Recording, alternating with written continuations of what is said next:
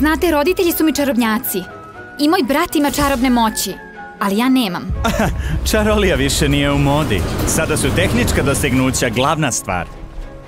Dragi građani, svakoga sa čarobnim moćima kralj poziva u kraljevsku palatu da pokaže svoje veštine. Izvolite. To je samo trik. Kralj hoće da se oslobodi svih čarobnjaka. Biće prognani u zemlju Ogledala.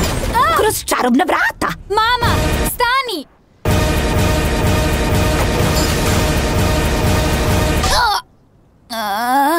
Sada ste duboko u zemlji Ogledala.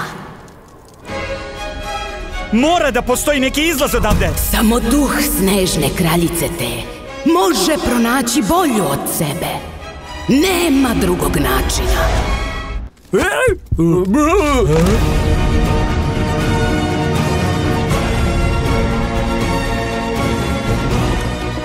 Nekada je vera u bivšeg neprijatelja jedini put spasa.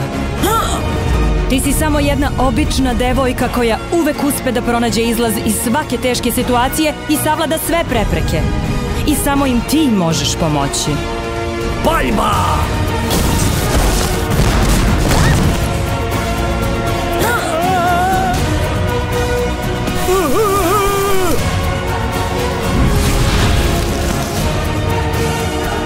Moraš da shvatiš o čemu ti pričam. Mi, obični ljudi, smo u opasnosti dok god ima čarobnjaka koji žive među nama.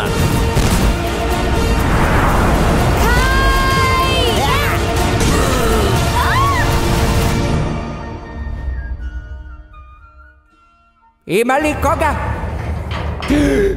Snežna kraljica? I ti si vidjela reklamu? Nisam očekivao tako tešku konkurenciju.